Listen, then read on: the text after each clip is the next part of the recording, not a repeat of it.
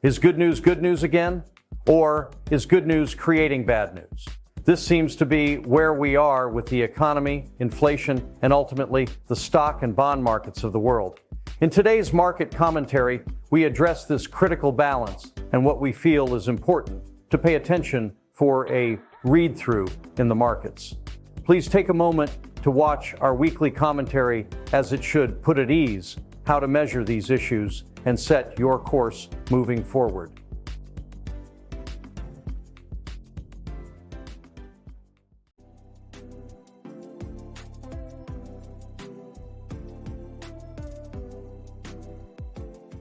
As of last Thursday, the S&P 500 and the NASDAQ 100, QQQ, were back to new all-time highs. They got there quickly as the U.S. Treasury interest rates began an aggressive decline. This new move up in the markets sort of had a wrench thrown in as the employment numbers came out far stronger than expected last Friday. This did nothing more than continue the frustration and confusion surrounding an economy that is less than ebullient, and at the same time, inflation that is clearly less than tame from a labor standpoint due to non-farm payrolls. Looking deeper into the employment numbers, overall, unemployment remains low at 4.0%, up only 0.3% from a year ago. Expectations were much worse, given the biggest interest rate increase imposed by the Fed ever. But that overall modest increase masks some large increases among younger workers. Unemployment among 16 to 17-year-olds has soared to 13.6% from 9.7% a year ago. Unemployment among 20 to 24-year-olds has risen to 7.9% versus 6.3% a year ago. The kids are increasingly not all right in the current labor market. This sniffs at the level of illegal immigrants possibly getting these entry-level jobs. So last week was another stair in the stair-step ascent of the equity markets. Last week I explained that even though it is often thought that summer is a soft time in the markets, June through August in an election year tends to negate this action and historically is quite strong. This had other statistical precedent associated with it, given the action in the first quarter, followed by a difficult April and May, and then a subsequent 100% historical rise in June. In looking at the most recent time period, the equity markets seem to be dragged along by the yields in the U.S. Treasury market. My favorite maturity to follow is the 10-year, as this is the rate the mortgage rates are pegged off of. As seen in this chart of the recent yield changes in the 10-year, softness in the economy has begun to take the rate lower. But the labor numbers on Friday reversed this higher once again. Yet the overall downtrend is still unaffected. It's been a recurring theme of pretty much every presidential election, starting in 1932, if not before. What should the federal government itself do to address poverty, expand opportunities for the poor, and close the gap between the rich and poor? It's a potent political talking point. Large parts of the government spending, along with many agencies and programs, are designed to address it visually.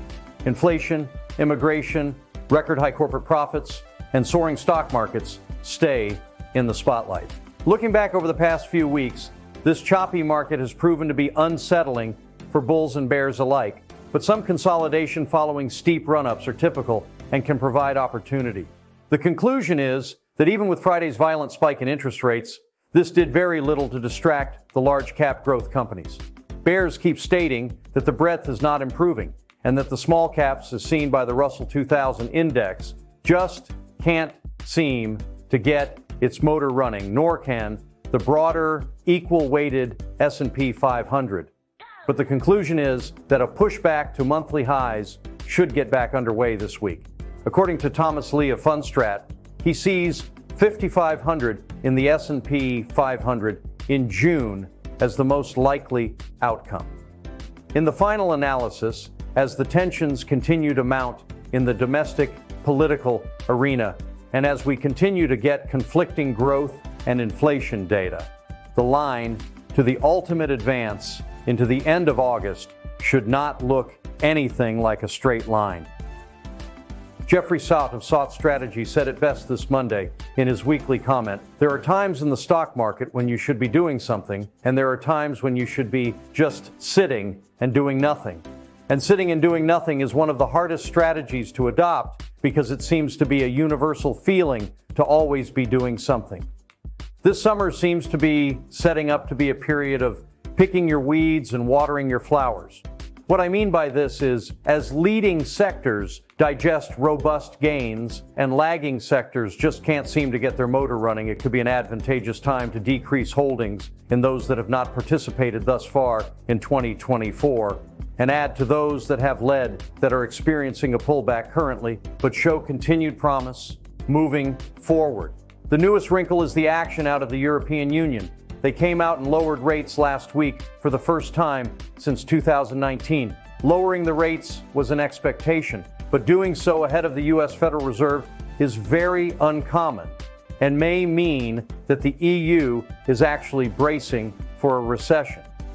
Rate cut fervor seems to be whipping back up as the mainstream finally notices just how bad the economy really is.